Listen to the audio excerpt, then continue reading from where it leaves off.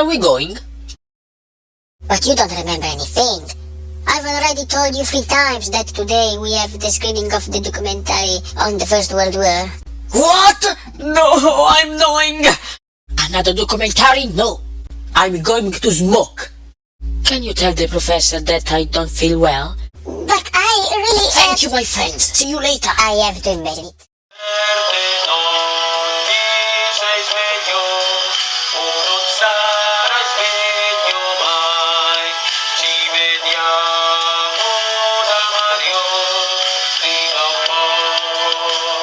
This is not the time to listen to Italian music, but to sit down and watch this documentary about the First World War.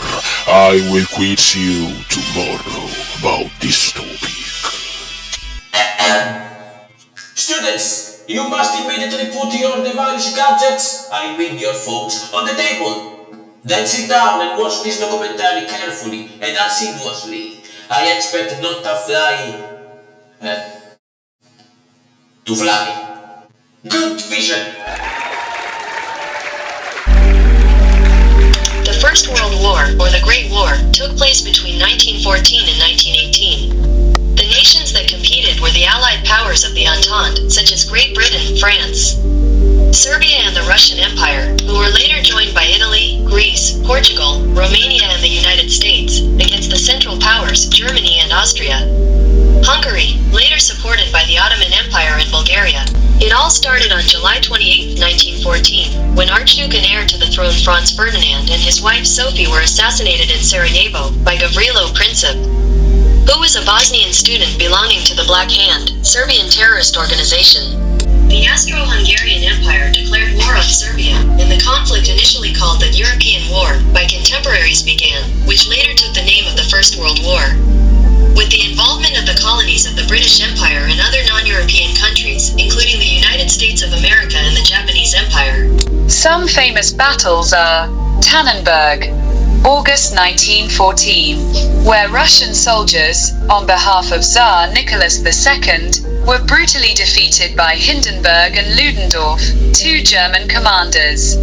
Verdun, February 1916. It was the bloodiest and most dramatic battle in history, a meat grinder where 700,000 people lost their lives in the space of a few months, sent to the slaughter by their respective commands.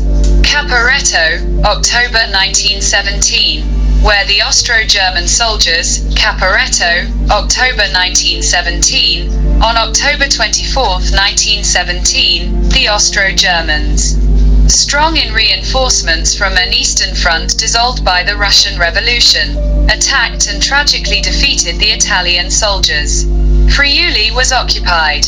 There were 12,000 dead, 31,000 wounded, 300,000 prisoners, entire divisions dissolved and an impressive number of weapons fallen into Austrian hands.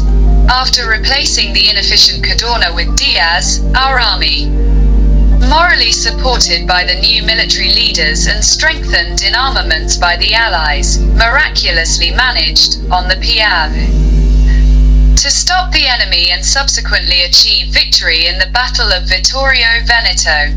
The Piave, June 1918. After the disaster of Caporetto, Italy had the merit of rising again and recreating, from nothing, an army that had practically dissolved.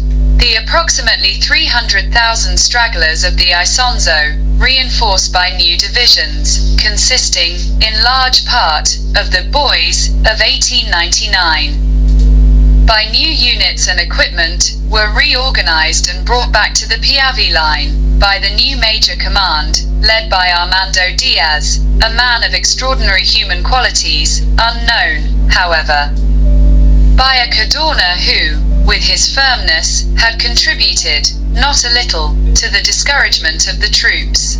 From 15 to the 23rd of June, a terrifying battle broke out on the river, costing approximately 250,000 deaths, at the end of which the Austro-Germans, after having tried several times, in vain, to break through, were forced to retreat.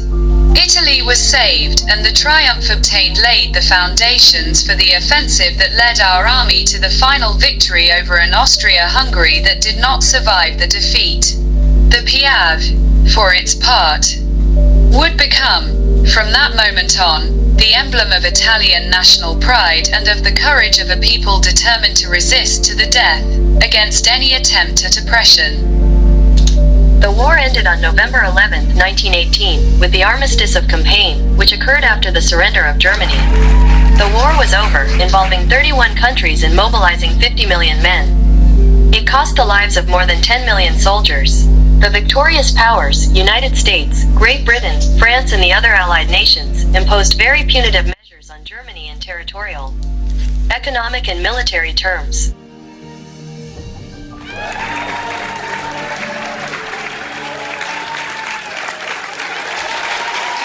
I love school.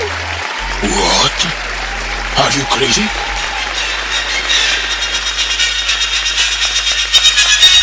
Where's my phone?